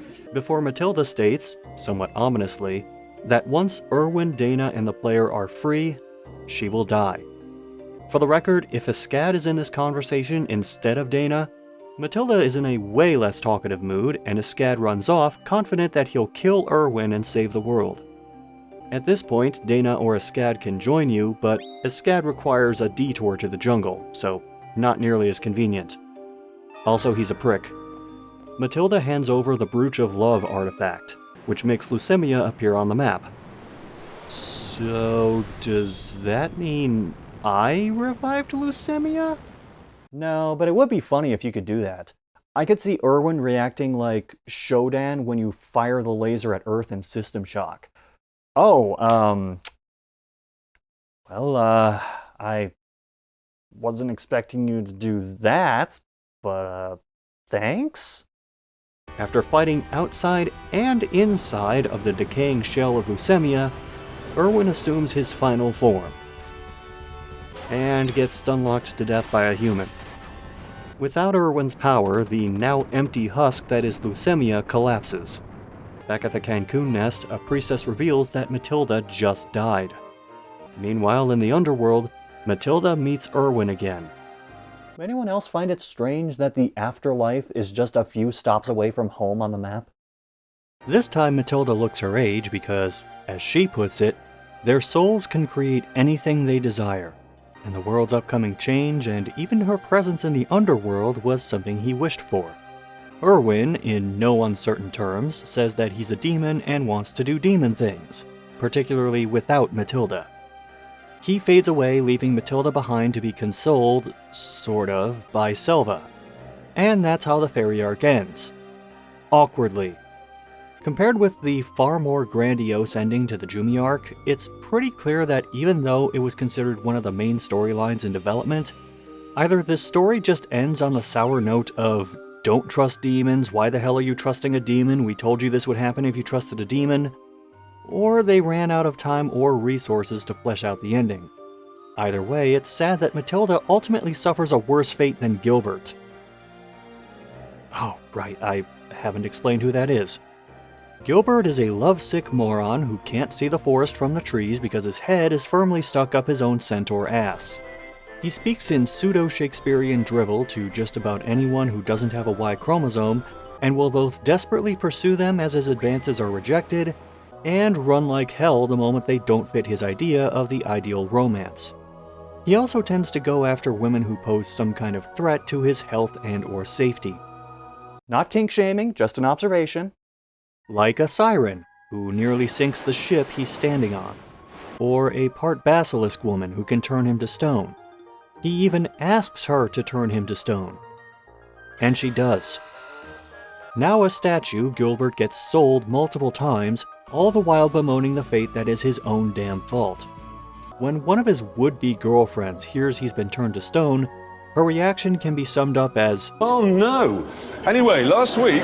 But she does end up helping him undo the spell and return to normal. The remaining side stories that span multiple quests are eventful, but they play out more like random episodes of a cartoon than a proper storyline. Like the escapades of the Pirate Penguins and the SS Buccaneer, or helping two orphans, Bud and Lisa, become better magic users, or the street performers Diddle and Capella, where Diddle keeps wanting to either quit, run away, or die, and Capella keeps stopping him. Is anyone else worried that that last one was some developer's cry for help that just wound up in the game? But getting back to the third storyline, the Dragon storyline, the immediate problem with it is that unlike the first two, it can't be started without completing a few other events first. In fact, you have to do the first event in the Jumi line, then do the first event in the optional Gilbert side story to eventually find the artifact that makes this storyline available. This is like needing to watch the first episode of the 90s X-Men cartoon and play a few rounds with X-Men Pogs before you can watch the live-action X-Men movies. And that episode ends on a cliffhanger. Also, you can skip everything after the first live-action movie and go straight to Logan. The Trembling Spoon artifact opens up the underworld, where the player is lured in by an apparition that turns out to be Lark, a dragoon for a man named Draconis.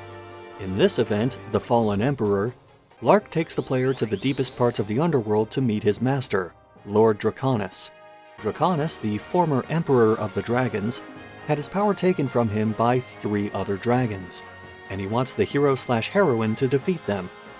There's not much choice in the matter because the player has been in half-spirit form since entering the underworld, and staying in this form would cause him or her to eventually fade into nothing. Draconis promises to save the player if the dragons are defeated. I'm sure you can already tell where this is going, but if the last story told us don't trust demons, this story tells us don't trust very obviously evil people who have names that sound like Lord Draconis from the Mighty Ducks cartoon, which is something you never needed to know existed. And now I'm picturing Ishii in a Mighty Ducks jersey. Here's a random bit of side trivia. That tail Lark has? The devs confirmed it's not a real tail, it's just part of his armor, even though it seems to move on its own at times. What's a bit annoying about some of the dragon storyline is that Lark needs to be a part of it, but he often won't show up where certain events are. You have to make a detour to the underworld and talk to him before being able to continue. At least when he's recruited this way, he usually says where to go.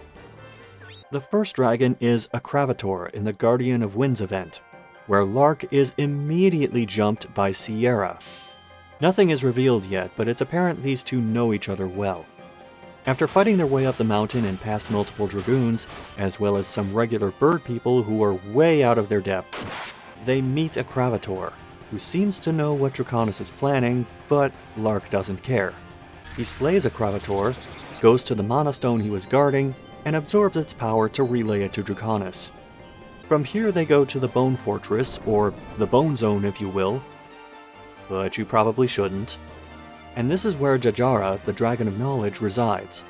Almost immediately upon entering the fortress, a trap goes off that separates the party, including the pet, which you actually need for this event for a three-way switch. Sierra appears again and tries to kill you to both stop Draconis and avoid having to kill Lark. But by this point you've probably mastered Stunlock no Jutsu, so this fight isn't a big deal. Then it's time to face the Dragoon of Jajara, an entity simply known as Deathbringer. Yes, he finally came up again. Although he's also behind the soldiers on the ship who were sunk by a siren, and a side event where the sirens are hounded by soldiers and a giant Hey, it's Tropicalo! What's up, buddy? Not only that, there's a beefed up version of this boss. But he only appears if you have save data of Saga Frontier 2 on the same memory card. And when defeated, he drops the 7-star sword, Saga Frontier 2's strongest weapon. This isn't the only save data trick in Legend of Mana, as having Final Fantasy VIII data will allow the first pet you find to be a chocobo. I apologize that I couldn't get footage of this myself, but 1, I don't own and have never played Saga Frontier 2, and 2, you couldn't pay me to have Final Fantasy VIII taking up part of my memory card. Once Deathbringer's out of the way, it's time to face Jajara. You are really killing the drama, buddy. A bit faster, please. I really should have taken a golem instead. Ah, shit, I haven't mentioned golems yet either. Alright, so, golems are basically these Kilroy-looking robots which you can only gain access to after completing the event Professor Bomb's Lab. This leads to him adding a golem lab to the same place where you forge weapons and armor. But unlike that, the professor won't let you create golems until you can pass an in-game exam about how golems work. Golems are created by taking a life ball and feeding it a weapon and some armor pieces. Obviously, it helps to have the forge up and running before getting into golems, as the weapon used determines how it attacks, and better armor equals more hit points and better defense. The malfunction rate of the golem, as well as what it can do, are determined in part by how many armor pieces are used in its creation, where using the max of 3 pieces makes the largest logic grid. The logic grid is where you drop in blocks that determine what attacks and abilities the golem has and when it uses them. This is pretty much the closest thing to having control over the partner AI in Legend of Mana. Blocks are made by combining pieces of equipment, although not all blocks work for every type of golem. With all that said, aside from customization, what makes golems different from pets? By which I mean, what's the catch? The catch is that unlike pets, golems don't level up. Once you build it, its stats are set, so you need to use strong equipment up front, which can end up costing a lot of lucre or raw materials. Oh, and did I mention that the stuff grown in the orchard can be used on golems as well? It's how you change the golem's paint job. When I say orchard, I mean both the orchard next to the house and the orchard you can place on the map after harvesting 60 fruits. Thankfully, harvesting that many fruits is pretty easy, but it almost wound up being much more difficult.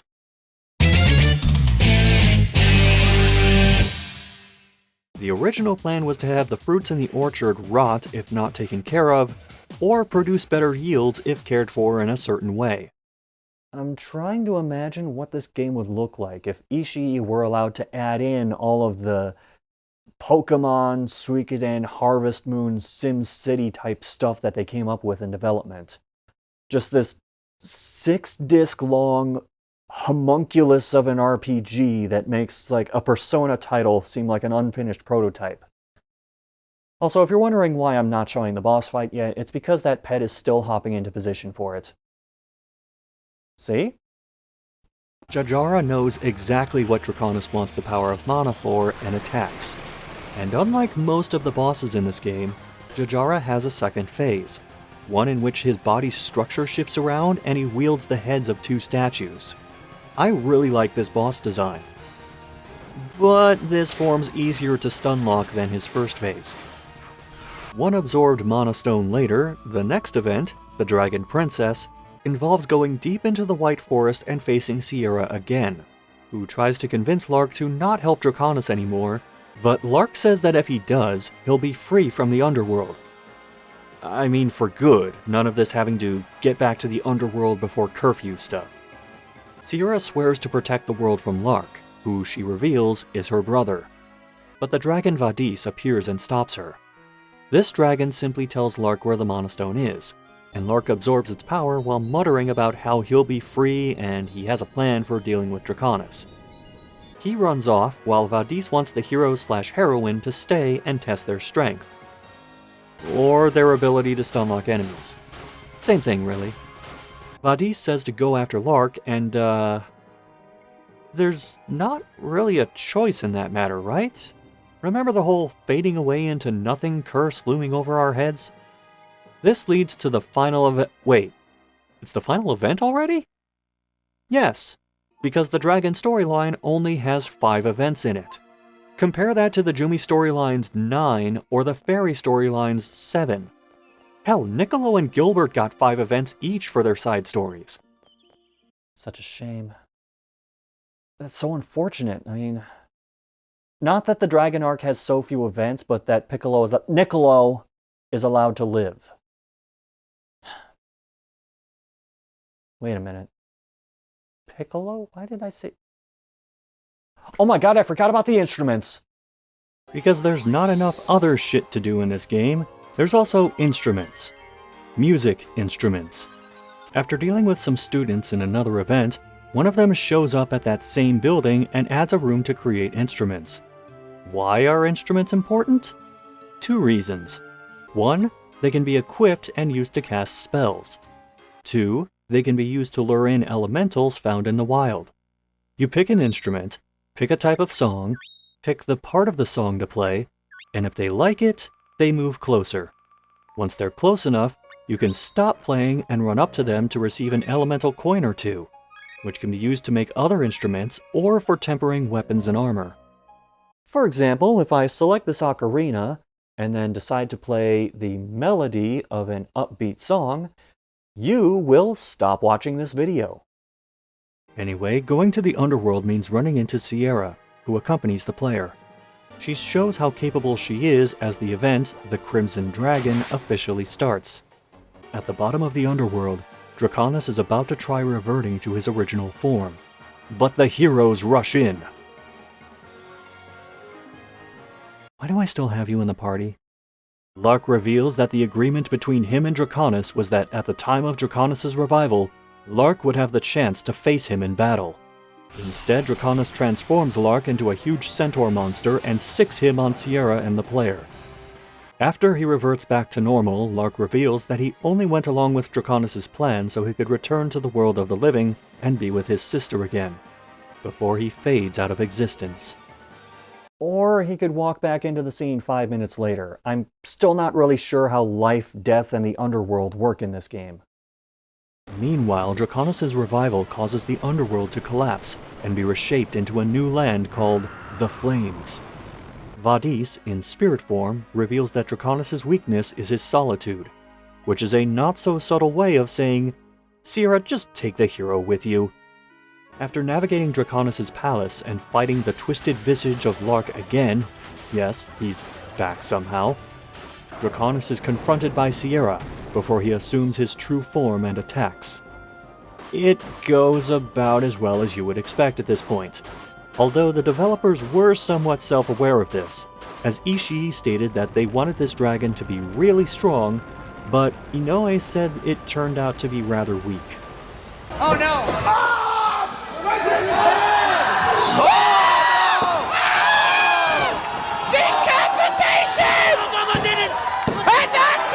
With the flames turning back into the underworld, Lark is somehow laying at the entrance, where Vadis warns that he's cursed to stay in the underworld with Draconis for 1,000 years, and whoever touches him will also be cursed. Lark and Sierra say their goodbyes before the dragons that were killed earlier are brought back to life. Somehow. I'm guessing Mana's involved, because it usually is. And Vadis monologues about how Sierra and Lark were separated and reunited as Lark walks on screen. Did he break the curse already? Or did he just use the underworld's hall pass to go out for a walk? Nah, he's alive again. Somehow. And thus ends the dragon story arc. But the credits haven't rolled yet because there is still one final event in Legend of Mana. Although even when you finish that, you're technically not done with the game because the developers put other games into this game, and I am almost done talking about the game, but I am so fucking exhausted that it doesn't feel like it. There are 2 minigames hidden in Legend of Mana. The first is the Shadow Zero minigame that's accessible after finishing the Jumi storyline. You talk to the Shadow Zero at the bar in Domina, who only appears on Salamando Day, and try to catch Shadow Zeros in different poses to earn points that eventually yield items. Then there's the second minigame. If you have the map arranged so that there's a complete 3x3 square brick of lands, you can hold L1 to start up a game of Land Bopper. It's whack-a-mole but with map pieces. Get points for hits, lose points for misses. But we need to move on to the final event. Legend of Mana. After placing the Sword of Mana artifact, you can go to the Mana Tree and start climbing to reach the Sanctuary of Mana. After clearing out some mobs, the Mana Goddess makes her presence known, saying that the player needs to defeat the dark half of her, which was born out of her being corrupted by all the monsters roaming the land. This boss may not look like much compared to some of the others, but she can dole out some serious damage. She's really hard to stunlock at all, and she unleashes some really strong attacks when the moon is either completely full or completely hidden. Once the Mana Goddess and the frame rate are defeated, something floats into the scene. Something that turns out to be a Sproutling. Yes, these are finally coming into play, and there's a weird reason for them being here. The demo disc packaged with Saga Frontier 2. Inoue said that they needed someone who could help explain the world of the game in the demo, and the Sproutlings wound up being the best option for that. From there, the Sproutlings' association with the Mana Tree developed, which I guess shows just how much of an afterthought the Mana Tree was initially. Sproutlings from all over the world are drawn to the Mana Tree to aid the Mana Goddess, who has turned into a seedling to regrow as a new Mana Tree. Because I guess the old one is dead, or at least rotted, but it really doesn't look like it in several shots. Meanwhile, this asshole is lamenting how he didn't hold on to some of the Sproutlings to sell them later. Hey, that's trespassing, Niccolo. I swear to God, if you touch any of my stuff, and the credits roll. It's weird seeing the Mana Tree have this sort of, by the way, I'm here too, kind of quest at the end of the game, but I guess that just reflects how the development for this went. But wait, there's still more to Legend of Mana. Saving after the final event and loading the file leads to a New Game Plus option. One which is the same game, but with the same level, weapons, and items you had previously. It also lets you find a Necronomicon-looking book in the library area of the home called the Forbidden Tome. The tome will ask up to 3 questions, and the answers determine what mode the game is set to. Saying no first and then yes enables Nightmare Mode, where the monsters are all about 20 levels higher and with adjusted stats. However, saying no to every question enables No Future Mode, where all the enemies are basically level 99 and have their stats adjusted accordingly. Need some context for how strong that makes these enemies? Well, the first enemy encounter in the first event I tried had 3 enemies. With a character that cleared the game once while completing less than half of the events, it took me 14 minutes to kill 1 of them. I only stuck with this battle for that long because I could watch Niccolo die over and over. So there's that. Legend of Mana is somewhat polarizing, not just in the series, but also individual aspects of the game itself, and that was reflected in the reviews at the time. It's unquestionably beautiful for the eyes and ears, to the point it actually won awards for the graphics, and Janet Jackson sampled the Lumina theme from Legend of Mana for the track China Love.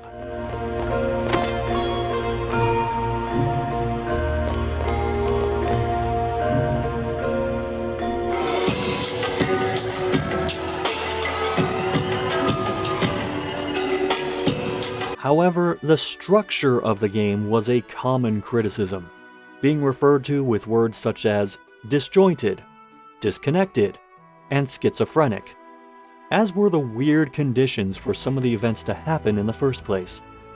To a lesser degree, the battle system was also criticized, which... I mean, you just saw me stunlock nearly everything in the game to death, so... fair.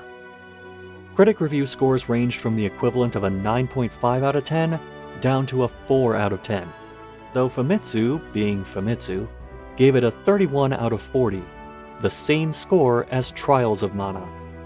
Sales-wise, Legend of Mana was a star that burned twice as bright and burned out twice as fast. In Japan, where the bulk of the game's sales were, it sold over 400,000 copies in its first week, and over 700,000 copies by the end of the year. Meanwhile, in North America, despite it being the best-selling PlayStation game the week it released, total sales were just short of about 200,000 copies. The game sold well enough in Japan to be released as a PS1 Books re-release a couple years later, and as part of the Ultimate Hits collection in 2006. Later, it would appear on the PlayStation Network store as well. Though I can't help but feeling like this isn't enough.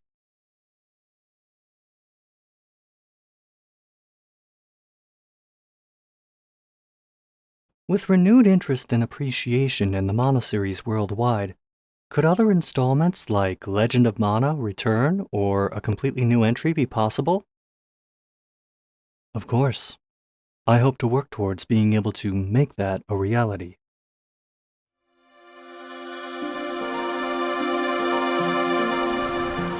Yes, this is another Seiken Densetsu game that saw a re-release as I was working on a video about it.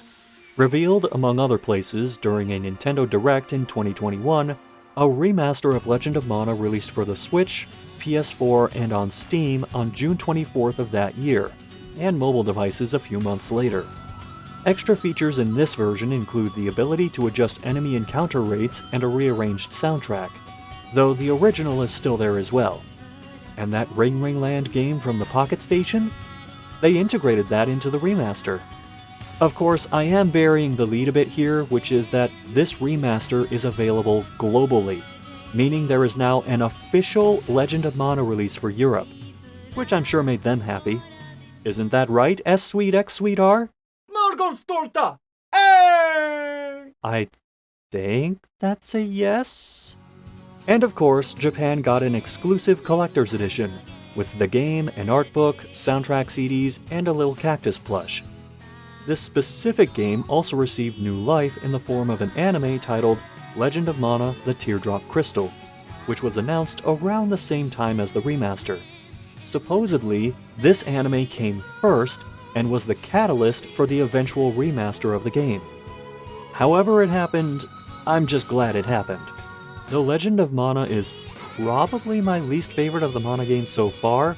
It absolutely deserves the audience it has.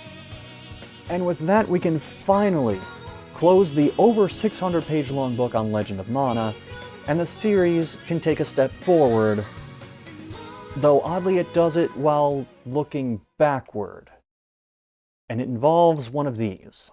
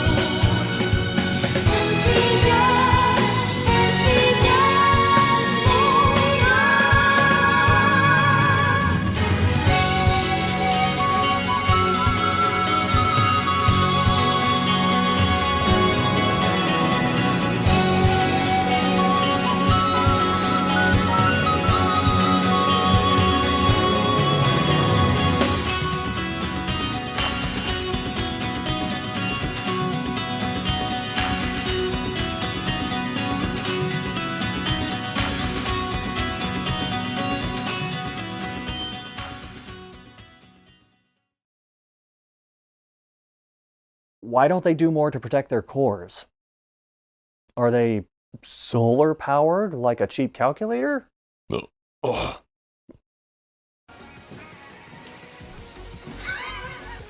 Fuck am I doing?